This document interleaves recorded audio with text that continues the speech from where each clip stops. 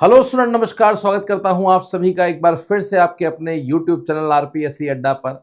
अगर आप इस बार बिहार में शिक्षक भर्ती की तैयारी कर रहे हैं तो आप जानते हैं कि 1,38,000 पदों पर बहुत जल्दी बिहार में शिक्षक भर्ती जो है वो आने वाली है। 1,38,000 पदों पर आने वाली है, तो अपने आप में बहुत बड़ी वैकेंसी होने वाली है, जिसे बीपीएससी टीआरई 4.0 का नाम हम लोग दे रहे हैं। और ये वीडियो बहुत इंपॉर्टेंट होने वाला है उन सभी विद्यार्थियों के लिए जो कि शिक्षक भर्ती की तैयारी कर रहे हैं, क्योंकि शिक्षक भर्ती के लिए एक अनिवार्य आवश्यकता है और वो आवश्यकता है एसटेट की, स्टेट टीचर एलिजिबिलिटी टेस्ट की आवश्यकता है। तो इस वीडियो के अंत तक आप जरूर देखिएगा इस वीडियो को देखने के बाद आपको सारी बातें क्लियर हो जाएगी। ये एसटेट क्या है, कौन इसमें अप्लाई कर सकता है, माध्यमिक जो लेवल है उसमें स्टूडेंट्स को क्या करना है, जो स्टूडेंट उच्च माध्यमिक में पढ़ाना चाहते हैं, 11th-12th में पढ़ाना चाहते हैं, उनको किस में पास होना जरूरी होता है, एग्जाम इसका कब होने वाला है, पेपर 1 और पेपर 2 जो है उसमें क्या डिफरेंस होता है, क्यों ये एग्जाम आप सभी के लिए जरूरी है, क्या बाहरी राज्य वाले भी इसमें अप्लाई कर सकते हैं। A to Z जितने भी क्वेश्चन आपके एस्टेट से संबंधित है उन सभी के लिए ये वीडियो बहुत इंपॉर्टेंट है, तो एंड तक इस वीडियो को जरूर देखिएगा। अगर आप बिहार के ही विद्यार्थी हैं और एस्टेट की तैयारी कर रहे हैं, विशेष रूप से अगर आप कॉमर्स के विद्यार्थी हैं, तो आप सभी के लिए हमने एक व्हाट्सएप ग्रुप बनाया है। इस व्हाट्सएप ग्रुप में वही स्टूडेंट जुड़े हुए हैं जो कि कॉमर्स के हैं या इकोनॉमिक्स के हैं। तो बीपीएससी टीआरई 4.0 में कॉमर्स और इकोनॉमिक्स वाले जो विद्यार्थी हैं वो इस ग्रुप को जरूर ज्वाइन करें, जिसमें हम लोग रेगुलर बेसिस पे कॉमर्स और इकोनॉमिक्स के सब्जेक्ट के नोट्स, एमसीक्यूज, पीडीएफ आप लोगों को भेजते रहते हैं। साथ में ग्रुप की चैट भी ओपन रहती है, तो आप लोग आपस में भी बातचीत कर सकते हैं। किसी भी चीज पे कोई डिस्कशन करना है तो कर सकते हैं। और इस चैनल पर पहली बार आए हैं तो बता दूं, आरपीएससी अड्डा संपूर्ण भारत का एकमात्र ऐसा कॉमर्स और इकोनॉमिक्स का प्लेटफॉर्म है जहां पे आप देख सकते हैं 20 से भी ज्यादा qualified assistant professor, net qualified PhD holder faculties हैं, जिन्होंने आज तक कॉमर्स में कई सारे जो है वो सिलेक्शंस दिए हैं। कई सारे विद्यार्थियों का सपना आरपीएससी अड्डा के साथ में पूरा हुआ है सरकारी नौकरी का। अगर आप भी अपना फोटो यहाँ पे देखना चाहते हैं और एक सिलेक्शन वाली तैयारी करना चाहते हैं, तो जुड़ जाइए इस टीम के साथ में, जो कि कॉमर्स की सर्वश्रेष्ठ फैकल्टी टीम में से एक है। कई बार मेरिट भी दी है, ये आप देख सकते हैं। ये मध्य प्रदेश में जो शिक्षक भर्ती एग्जाम हुआ था उसमें पीजीटी कॉमर्स का जो एग्जाम हुआ था उसके रैंक होल्डर हैं। टॉप 10 में से टॉप 6 रैंक जो है वो आरपीएससी अड्डा की थी, with first and second rank.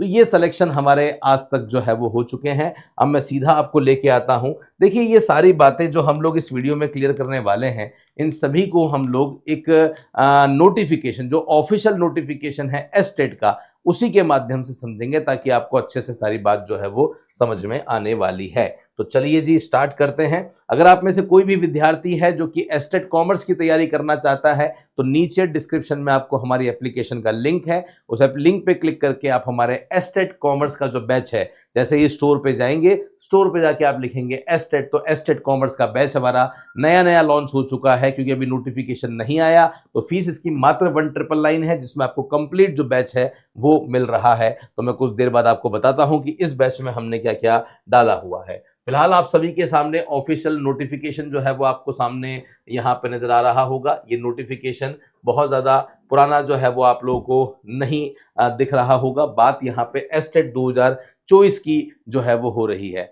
Okay, तो बहुत ध्यान से देखिएगा। सबसे पहला क्वेश्चन है कि सर एस्टेट किसके लिए जरूरी है? उस हर एक विद्यार्थी के लिए जरूरी है जो कि अब आने वाली बीपीएससी टीआरई 4.0 की तैयारी कर रहा है, क्योंकि उस एग्जाम के लिए आपको पहले एस्टेट क्लियर होना जरूरी है। अगर आप एस्टेट क्वालिफाई होंगे तभी आप जो है वो बीपीएससी टीआरई 4.0 का एग्जाम दे पाएंगे, नहीं तो आप एग्जाम नहीं दे पाएंगे। तो कहीं ना कहीं आप मान के चलिएगा, आपका जो सिलेक्शन है वो 2 चरणों में टिका हुआ है। पहले एस्टेट क्लियर करें, फिर आप जो है वो आपका जो फाइनल एग्जाम है वो आप देंगे, तभी आपका सिलेक्शन जो है वो होने वाला है। ओके, तो पहली बात मैंने आपको बता दी है। सिलेबस क्या होगा, तो कॉमर्स के लिए हम लोग सिलेबस का अलग से एक वीडियो बनाने वाले हैं, लेकिन एस्टेट का जो पेपर पैटर्न है वो क्या होगा, पेपर 1 किसके लिए जरूरी है, 2 किसके लिए जरूरी है, इसके बारे में चर्चा हम लोग जरूर यहाँ पे करने वाले हैं।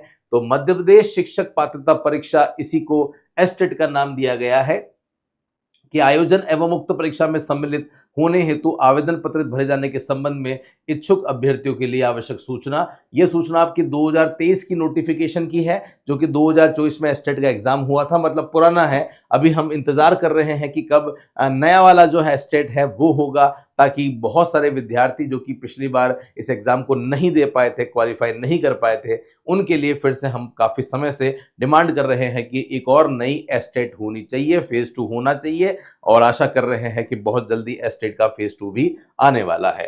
तो देखिएगा, सबसे पहले बात करते हैं कि ये आपको निर्धारित करना पड़ेगा कि आप किस स्तर पर पढ़ाना चाहते हैं। आप माध्यमिक स्तर पर पढ़ाना चाहते हैं जहां पे क्लास 9th एंड 10th आती है, या आप उच्च माध्यमिक स्तर पर पढ़ाना चाहते हैं, सीनियर सेकेंडरी लेवल पर पढ़ाना चाहते हैं जहां पे क्लास 11th एंड 12th आती है। तो आप किस वर्ग से तैयारी कर रहे हैं ये जरूर लिखें।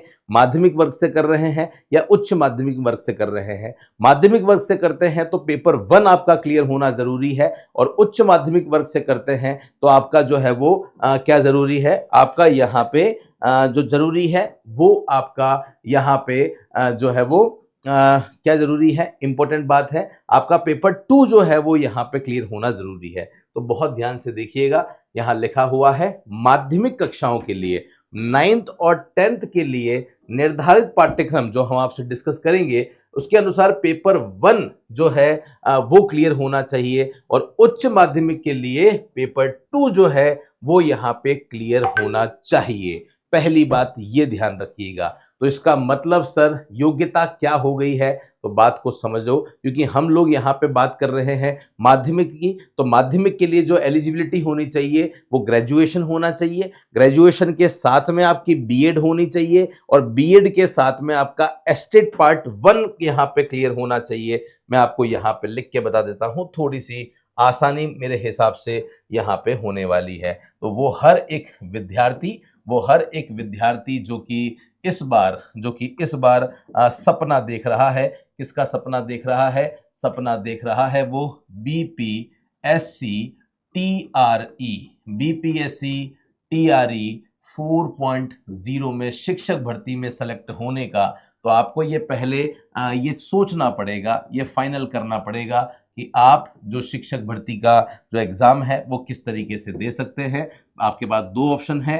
पहला जो ऑप्शन है वो आपके पास में माध्यमिक स्तर का है, और दूसरा जो ऑप्शन है, पहला जो ऑप्शन है आपके पास में वो माध्यमिक स्तर का है, और दूसरा जो आपके पास में ऑप्शन है वो किसका है, तो पहला जो ऑप्शन है वो माध्यमिक का है, दूसरा जो ऑप्शन आपके पास में मिल जाता है यहाँ पे वो उच्च माध्यमिक का मिल जाता है। ठीक है, अब सर हम देना चाहते हैं माध्यमिक जो होता है वो किसके लिए होता है, वो आपका जो होता है वो 9th एंड 10th क्लास के लिए मुख्य रूप से होता है। उच्च माध्यमिक जो होता है वो आपका किसके लिए होता है, तो ये आपका जो होता है वो मुख्य रूप से आपका होता है कौन सी क्लास के लिए, 11th क्लास के लिए और 12th क्लास के लिए। अब बात करते हैं सर, ये भी बता दो आप इसमें कि योग्यता जो है वो क्या होती है। माध्यमिक के लिए हमें क्या योग्यता जो है वो होनी चाहिए, तो माध्यमिक के लिए आपके पास में सबसे पहले क्या होना चाहिए, आपके पास में सबसे पहले ग्रेजुएशन होना चाहिए। ओके, आपके पास में सबसे पहले ग्रेजुएशन होना चाहिए। ग्रेजुएशन को हम लोग जो है वो स्नातक के नाम से जानते हैं। आपने स्नातक कर रखा हो, सर स्नातक का मतलब आपने बीकॉम कर रखा हो या बीएससी कर रखी हो या बीए कर रखी हो, वो सभी इसमें आते हैं। लेकिन इससे काम नहीं चलेगा, क्योंकि आप शिक्षक बनने जा रहे हैं, तो शिक्षक के लिए आपके पास में बीएड भी होना जरूरी है। तो बीएड भी होना चाहिए साथ में क्योंकि माध्यमिक शिक्षक की बात हो रही है, तो यहाँ पे एस्टेट का कौन सा पेपर, एस्टेट का पेपर नंबर जो 1 है वो आपका क्लियर होना चाहिए, तभी आप माध्यमिक परीक्षा के लिए कहीं ना कहीं, है ना, माध्यमिक परीक्षा के लिए कहीं ना कहीं आप यहाँ पे एलिजिबल हो जाते हैं। पहली बात। दूसरी बात सर, हम यहाँ पे नहीं है, हम यहाँ नहीं है सर, हम तो उच्च माध्यमिक की तैयारी करना चाहते हैं, तो हमारे लिए आप बताइए योग्यता क्या है। तो देखिए यहाँ योग्यता ग्रेजुएशन है, लेकिन यहाँ पे आपका पोस्ट ग्रेजुएशन होनी चाहिए, क्योंकि आप यहाँ पे पीजीटी टीचर बनने जा रहे हैं। पीजीटी टीचर के लिए आपके पास में पोस्ट ग्रेजुएशन होनी चाहिए। तो कॉमर्स वाले हैं वो एमकॉम करेंगे, है ना, साइंस वाले हैं वो एमएससी करेंगे, और आर्ट्स वाले जो है वो एमए करेंगे। तो पीजी आपके पास में होना चाहिए। पीजी के साथ में और क्या होना चाहिए सर? तो पीजी के साथ में आपका यहाँ पे बीएड जो है वो कंपलसरी होना चाहिए, क्योंकि शिक्षक भर्ती की बात हो रही है। क्या यहाँ भी एस्टेट जरूरी है? तो यस, यहाँ भी एस्टेट जरूरी है, और एस्टेट का पेपर नंबर जो सेकंड है वो आपका होना चाहिए, तभी आप इस एग्जाम को दे पाएंगे। तो ये मैंने आपको एक एलिजिबिलिटी क्राइटेरिया बता दिया है, योग्यता बता दिया है कि शिक्षक बनने के लिए आपकी क्या योग्यता होनी चाहिए। आसान शब्दों में आप सभी के सामने है। तो आप किस कैटेगरी में आ रहे हैं ये जरूर बताना। बात करते हैं सर एग्जाम का जो पैटर्न है वो क्या रहेगा। एग्जाम का हमारा जो पैटर्न है वो क्या रहेगा, कितने क्वेश्चन आएंगे, कितने समय में करने होंगे, क्या नेगेटिव मार्किंग है। तो यहाँ पे साफ साफ बता दिया है कि पात्रता परीक्षा के जो क्वेश्चंस हैं वो आपके बहुविकल्पीय होंगे, मतलब हर एक क्वेश्चन आपका एमसीक्यू पैटर्न होगा, पहली बात। दूसरी बात सर, हर एक क्वेश्चन कितने नंबर का होगा? 1 नंबर का होगा। और क्योंकि इस एग्जाम को आपको केवल क्वालिफाई ही करना है, ये क्वालिफाइंग एग्जाम होता है, और क्वालिफाइंग एग्जाम में कभी भी नेगेटिव मार्किंग नहीं होती, तो यहां कोई नेगेटिव मार्किंग आपकी नहीं होने वाली है गाइज। ये आपको विशेष रूप से यहाँ पे ध्यान रखना है। अब इसमें एक प्रश्न आपका और आ रहा होगा, सर ये भी तो बताइए इसमें क्वेश्चन जो है वो कितने आते हैं, क्वेश्चन जो है वो कितने आते हैं, और हमें कितने समय में वो जो है वो क्वेश्चन करने होते हैं। तो मैं आपको परीक्षा का जो पैटर्न है वो बता रहा हूं। टोटल कितने क्वेश्चन आएंगे? 150 क्वेश्चन आएंगे। 150 क्वेश्चन कितने समय में करने होंगे? तो आपको समय मिलने वाला है 2.5 घंटे का। कितना समय मिलने वाला है? 2.5 घंटे का समय मिलेगा, और 2.5 घंटे में आपको सोल्व करने होंगे, मतलब 180 मिनट में 150 क्वेश्चन करने हैं। एक क्वेश्चन आपका 1 नंबर का होगा, नेगेटिव मार्किंग नहीं होगी। जो 150 क्वेश्चन आपके एग्जाम में आएंगे उसमें से 100 क्वेश्चन आपके सब्जेक्ट के होंगे, बाकी जो 50 क्वेश्चन है वो शिक्षण, कला और अन्य दक्षता के होने वाले हैं। ये आपका बिहार एस्टेट का एग्जाम पैटर्न है जो मैंने आपको यहाँ पे बता दिया है। सर अगला क्वेश्चन आता है कि कौन कौन से एग्जाम के लिए जो एस्टेट का है उसका एग्जाम आता है। हम इसके बारे में यहाँ पे जो चर्चा है वो करने वाले हैं। तो आप देख सकते हैं, माध्यमिक की बात करते हैं तो माध्यमिक के लिए पेपर 1 चाहिए। इसमें सब्जेक्ट कौन कौन से हैं तो आप देख सकते हैं, हिंदी, उर्दू, बंगला, मैथिली, संस्कृत, फारसी, भोजपुरी, अंग्रेजी, गणित, विज्ञान, और क्योंकि कॉमर्स नहीं होता 9-10 तक, तो यहाँ पे सामाजिक विज्ञान जो है वो आ जाता है। तो जो भी विद्यार्थी कॉमर्स के हैं उनको सामाजिक विज्ञान में मौका जो है वो मिल जाएगा, जो साइंस के हैं उनको साइंस में मिलेगा, गणित के हैं तो गणित में मिलेगा। इस तरीके से है, बाकी सब तो आपकी लैंग्वेज ही है ना। तो ये आप जो है वो देख लेना, हिंदी है तो हिंदी, संस्कृत है तो संस्कृत, इस तरीके से यहाँ पे चीजें जो है वो चलने वाली है। ये पहली बात हो गई है। ओके, उसके बाद हम बात करते हैं, नेक्स्ट जो बात हमारी हो रही है वो क्या हो रही है। तो अब हम जो बात कर रहे हैं वो उच्च माध्यमिक की करने वाले हैं। अच्छा, यहाँ पे लिखा हुआ है कि आपको कितना जो है वो आपकी क्वालिफिकेशन क्या होनी चाहिए। तो माध्यमिक के लिए मैं पहले ही क्वालिफिकेशन जो है वो आप लोगों को बता चुका हूं, और पढ़ना हो तो हम यहाँ पे पढ़ सकते हैं।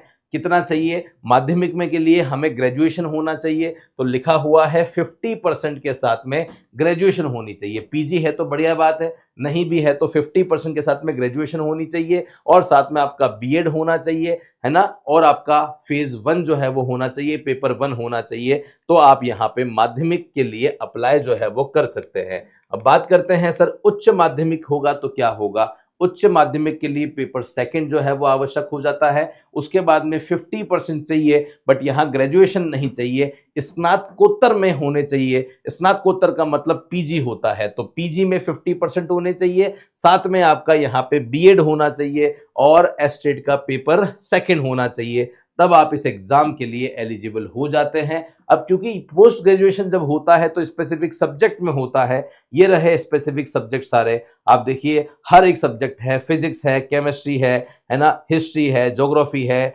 पॉलिटी है, अर्थशास्त्र है। अर्थशास्त्र की तैयारी हम करवाते हैं और साथ में हम लोग वाणिज्य की भी तैयारी करवाते हैं। अर्थशास्त्र का जो कोड है वो 221 है, वाणिज्य का जो कोर्स है वो कोड है वो 225 है। वाणिज्य के लिए आप देख सकते हैं 50% जो है वो पीजी में आपका होना चाहिए वाणिज्य विषय में, मतलब कॉमर्स में आपने एमकॉम किया हुआ हो, साथ में आपका बीएड होना चाहिए, साथ में पेपर 2 आपका क्लियर होना चाहिए, तब आप इस एग्जाम के लिए एलिजिबल जो है वो हो जाते हैं। ये भी आपको इन्होंने कह दिया है। कहीं कहीं कंफ्यूजन हो जाता है, जो भी विद्यार्थी हैं जो बिहार के हैं और बिहार में कॉमर्स के हैं, तो बहुत बार कंफ्यूजन हो जाता है कि सर मैंने एमए इकोनॉमिक्स में कर रखी है, क्या मैं कॉमर्स के लिए एलिजिबल हूं? मैंने एमकॉम इकोनॉमिक्स में कर रखी है, क्या मैं इकोनॉमिक्स के लिए एलिजिबल हूं? इन्होंने यहां साफ साफ कह दिया है कि इकोनॉमिक्स में वही विद्यार्थी जो है वो एलिजिबल होंगे जिन्होंने पीजी कर रखी है या तो इकोनॉमिक्स में, एमए इकोनॉमिक्स सिंपल कर रखी है, या एमए कर रखी है अप्लाइड इकोनॉमिक्स में या बिजनेस इकोनॉमिक्स में। तो यहां एमए वाले स्टूडेंट आते हैं,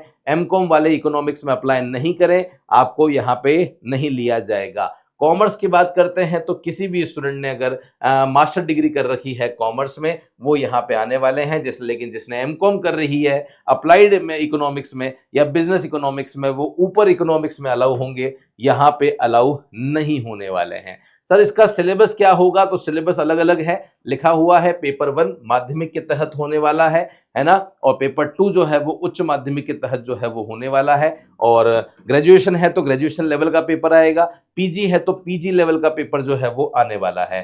सर क्या आपका कोर्स लॉन्च हो चुका है? यस, बिहार एस्टेट कॉमर्स का कोर्स हमने जो है वो लॉन्च कर दिया है। आप हमारे कोर्स पे जाएंगे, आप देख सकते हैं कंटेंट में 779 कंटेंट हमने इसमें डाल दिया है, बिल्कुल नया कोर्स अभी बना है। सर यहाँ पे कंटेंट में जब जाते हैं तो आप क्या क्या यहाँ पे दे रहे हैं, तो आपकी यूनिट में अगर आपने अपना सिलेबस देखा है तो देखिए यूनिट नंबर 1 में फाइनेंशियल अकाउंटिंग है, तो देखिए हमने फाइनेंशियल अकाउंटिंग डाल दी है। फाइनेंशियल अकाउंटिंग में सिलेबस के हिसाब से सारे टॉपिक दे रखे हैं। जैसे मान लीजिए मैं जाता हूँ जर्नल पे, तो जर्नल पे जब आप क्लिक करेंगे तो जर्नल के वीडियोस जो है वो आपको नजर आ जाएंगे। वीडियोस कैसे होंगे एक चला के बताता हूं, आपको आइडिया लगेगा कि हमारी क्लासेस कैसे बाइलिंगुअल बेसिस पे आपको जो है वो पढ़ाई करवाती है। तो आप यहाँ पे थोड़ा सा आगे जाएंगे तो आप देखेंगे जो बच्चे हिंदी के हैं वो भी सेटिस्फाइड होंगे इन क्लासेस से, जो बच्चे इंग्लिश के हैं वो भी सेटिस्फाइड होंगे इन क्लासेस से, क्योंकि क्लासेस इंग्लिश में चल रही है। ये आप देख सकते हैं, ये टीचर यहाँ पे पढ़ा रहा है और लिख रहा है। दो एस्पेक्ट होते हैं बिजनेस में, जितने भी ट्रांजैक्शंस होते हैं उन सभी ट्रांजैक्शन के दो एस्पेक्ट होते हैं। जो बच्चे ऑनलाइन मेरी क्लास को अटेंड कर रहे हैं, पैनल नोट्स तो आप लोगों को मिलेंगे ही मिलेंगे। ये नोट्स केवल आप लोगों के लिए रिकवरी के पर्पस से होते हैं, पर जो बच्चा मेरी क्लास को अभी hand to hand live attend कर रहा है उन सभी से ये गुजारिश है कि कॉपी साथ में लेकर बैठे और जो मैं आपको लिखवाते जा रहा हूं उसे लिखते जाइए, ठीक है। उसके बाद हर आप तो एक आइडिया आप लोगों को लगा होगा, जैसा कि मैंने आपको उदाहरण में बताया कि ये आप देखिए ये जो नोट्स यहाँ पे बन रहे हैं वो प्रॉपर हिंदी और इंग्लिश दोनों लैंग्वेज में है। टर्म हम इंग्लिश में यूज कर रहे हैं, लैंग्वेज जो बेस है वो हिंदी ले रहे हैं, ताकि कहीं भी दिक्कत आप लोगों को यहाँ पे नहीं होने वाली है। देखिए क्या होता है पर्सनल अकाउंट, किसको रिप्रेजेंट करेगा, किसी ना किसी। और सबसे अच्छी बात पता है इन क्लासेस की क्या है, ये क्लासेस जो है वो हमारे ऑफलाइन जो क्लासेस चल रही है राजस्थान में, हम वहीं से लाइव कर रहे हैं। तो जो भी डाउट्स आपके होते हैं वो हमारे नॉर्मल स्टूडेंट्स के भी होते हैं, तो उनके सारे डाउट्स को लेकर हमने ये क्लासेस जो है वो बनाई है। तो आपको मैक्सिमम जो बेनिफिट है वो उसका मिलने वाला है और डाउट्स जो है वो आपके सारे यहाँ पे सॉल्व होने वाले हैं। तो जो क्लासेस जो सर ने पढ़ाया, पढ़ाते से ही सर ने जो लिखी है चीजें, वो चीजें आपको इस तरीके से पैनल नोट्स में नजर आने वाली है। देखो आप कितनी व्यवस्थित तरीके से सर ने जो जो चीजें लिखी है, देखो हिंदी में, इंग्लिश में, ये नोट्स आपको जो है वो मिलने वाले हैं। और आप लाइव क्लास अटेंड करते हैं तो साथ साथ नोट्स बनाइए, नहीं तो क्लास के बाद में इस तरीके से नोट्स आपको कॉपी में बनाने पड़ेंगे। नोट्स अकाउंटेंसी में कोई नोट्स जो है वो नहीं होते हैं, नोट्स हमें बनाने पड़ते हैं। तो क्लासेस देख के आप नोट्स जो है वो बना देंगे। या आप देखिए 6 पार्ट में हमने जनरल करवाया है, इस तरीके से जो क्लासेस हैं वो आपको मिलने वाली है। सर क्या कुछ ई बुक भी मिलेगी जिसकी हम प्रिंट करवा सकते हैं? ई बुक पे क्लिक करते हैं तो सर हिंदी में मिलेगी क्या? देखो मैंने हिंदी पे क्लिक किया, हिंदी पे क्लिक करके इस तरीके से एक नोट्स आपको मिलने वाले हैं। आप आराम से इसकी प्रिंट करवाओ, जो सर ने जर्नल में पढ़ाया है वो नोट्स आपको यहाँ पे पीडीएफ फॉर्मेट में हो जाएंगे।